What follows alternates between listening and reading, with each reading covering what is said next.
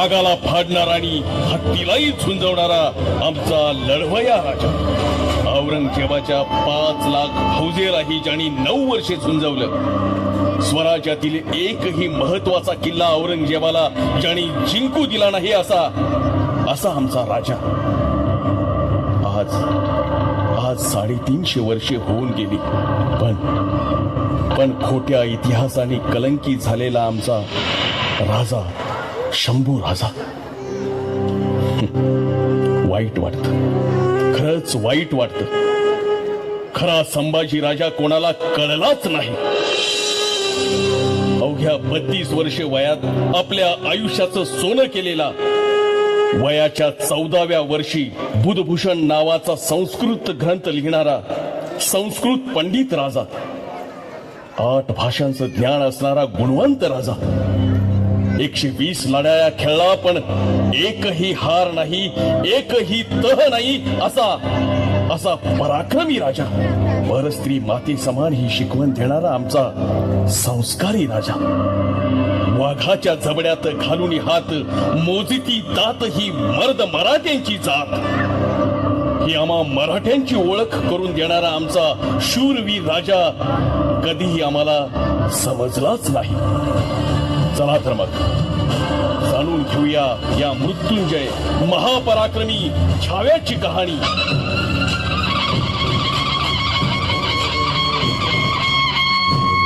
पाळणा शिवबाच्या अंगणी जन्म घेतला सिंहाने, नाव त्याचे संभाजी संभाजी संभाजी.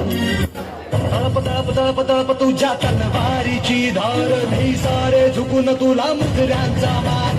तू अभिमान, तू अभिमान, सकल जनाचा तू अभिमान, भगव्या रक्ताचा तू अभिमान.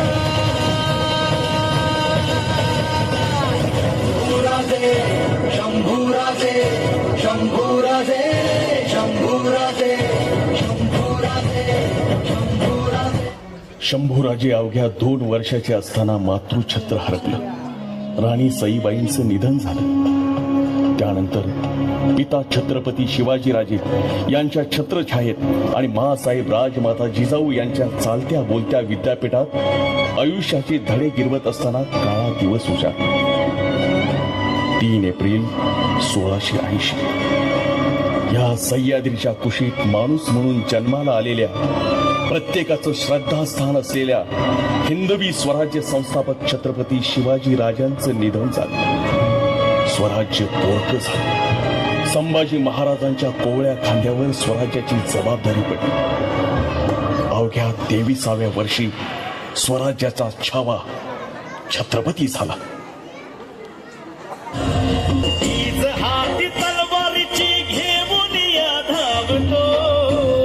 हॅलो हॅलो सर्वांनी जोरदार टाळ्या वाजवायच्या आहेत. छावा माझा शंभूराजा सोबतो, शंभूराजा सोबतो, शंभूराजा सोबतो, शंभूराजा सोबतो, शंभूराजा सोबतो, शंभूराजा सोबतो. वाघराचा छावा माझा शंभूराजा शोभतो.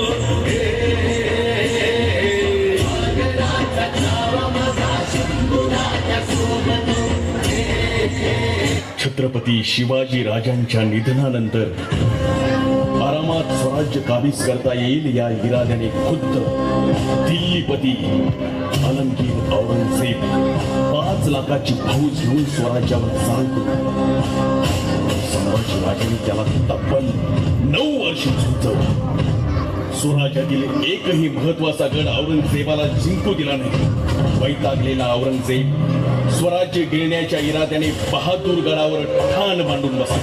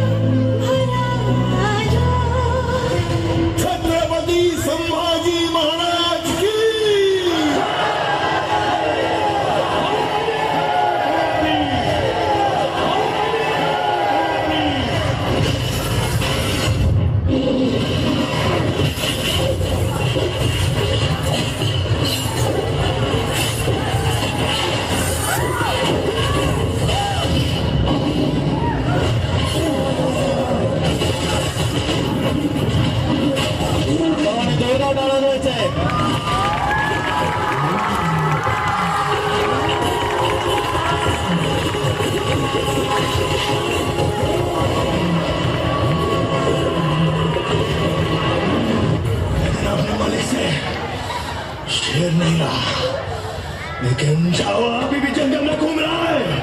फाड़ देंगे मुगल सल्तनत की ख्याति अगर मराठा साम्राज्य के विरुद्ध सोचने की जरूरत की।